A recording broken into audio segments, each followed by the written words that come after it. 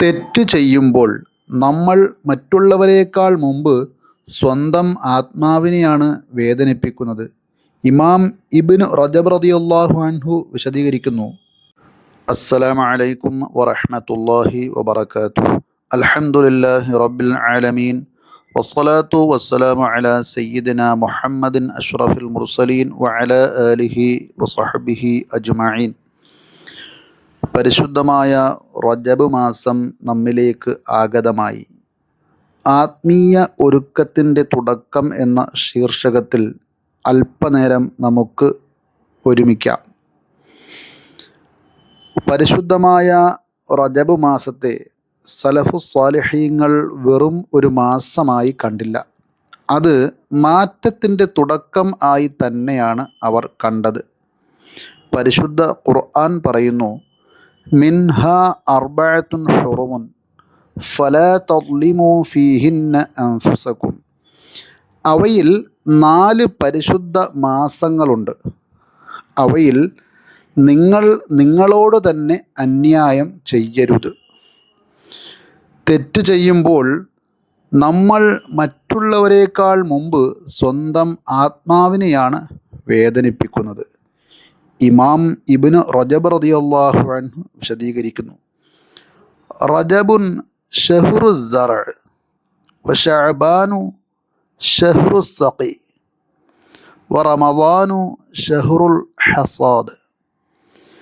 റജബ് മാസം വിത്തിടുന്ന മാസമാണ്. ഒരു കൃഷിക്കാരനെ സംബന്ധിച്ചിടത്തോളം അവന് കൃത്യസമയത്ത് വിളവെടുക്കണമെങ്കിൽ കൃത്യസമയത്ത് വിത്ത് പാകണം.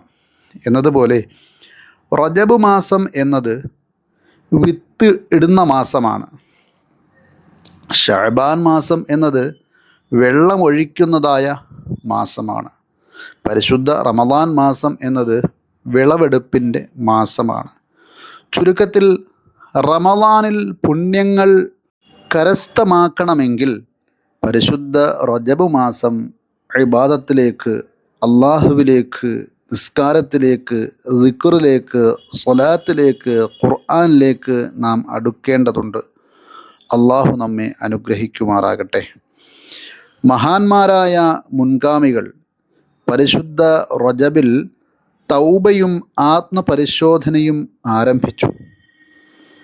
അത് ശഅബാനിൽ അവർ ശക്തമാക്കി. റമദാനിൽ അതിൻ്റെ ഫലം കൈവരിക്കുകയും ചെയ്തു. അവർക്ക് റജബ് ലക്ഷ്യമായിരുന്നില്ല, റമദാനിലേക്കുള്ള വഴിയായിരുന്നു റജബ് എന്നത്. റജബിൽ വിത്തിടാത്തവർ റമദാനിൽ വിളവിനെക്കുറിച്ച് കരയാൻ പാടില്ല. ഈ റജബ് പരിശുദ്ധ നബി മുഹമ്മദ് മുസ്തഫ സല്ലല്ലാഹു അലൈഹി വസല്ലം എങ്ങനെയാണ് കണ്ടത് എന്ന് നമുക്ക് നോക്കാം. നബിതങ്ങൾ സല്ലല്ലാഹു അലൈഹി വസല്ലം ദുആ ചെയ്തിരുന്നു റജബിൽ, അല്ലാഹുമ്മ ബാരിക് ലനാ ഫി റജബി വശഅബാൻ വബല്ലിഗ്നാ റമദാൻ. റജബിലും ശഅബാനിലും ഞങ്ങൾക്ക് ബറക്കത്ത് നൽകണേ, ഞങ്ങളെ റമദാനിലെത്തിക്കണേ എന്ന് ഹബീബായ തങ്ങൾ സല്ലല്ലാഹു അലൈഹി വസല്ലം ദുആ ചെയ്തിരുന്നു. അതുകൊണ്ട് തന്നെ നാമും ഈയൊരു ദുആ എല്ലായ്പ്പോഴും ചെയ്യണം. പരിശുദ്ധ റജബിലും ശഅബാനിലും ഒക്കെ ഈ ദുആ ചെയ്തുകൊണ്ടേയിരിക്കണം. അല്ലാഹു സുബ്ഹാനഹു വ തആലയോട് പൊറുക്കലിനെ ചോദിച്ചുകൊണ്ടേയിരിക്കണം. അസ്തഗ്ഫിറുല്ലാഹൽ അളീം, അസ്തഗ്ഫിറുല്ലാഹൽ അളീം എന്ന് തുടങ്ങുന്ന ഇസ്തിഗ്ഫാർ ചെയ്തുകൊണ്ടേയിരിക്കണം.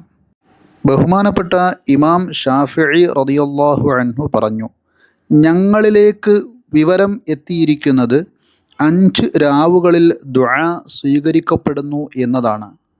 1 വെള്ളിയാഴ്ചയുടെ രാത്രി, 2ഉം 3ഉം 2 ഈദ് രാവുകളിൽ, 4 റജബിൻ്റെ ആദ്യ രാത്രി, 5 ശഅബാനിൻ്റെ മധ്യരാത്രി.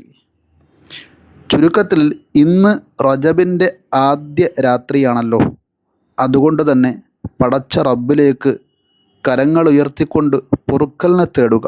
ധാരാളം ഇസ്തിഗ്ഫാർ, സ്വലാത്ത്, ചൊല്ലുക. അതുപോലെ വിശുദ്ധമായ സൂറത്തുൽ മുൽക്ക് പാരായണം ചെയ്യുക.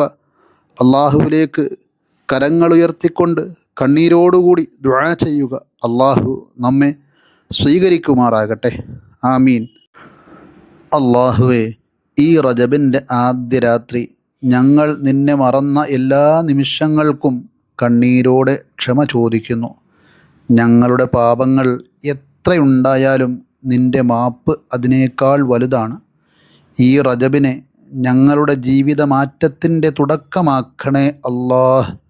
ഹൃദയം മൃദുവാക്കണേ അല്ലാഹ്. തൗബ യാഥാർത്ഥ്യമാക്കണേ അല്ലാഹ്.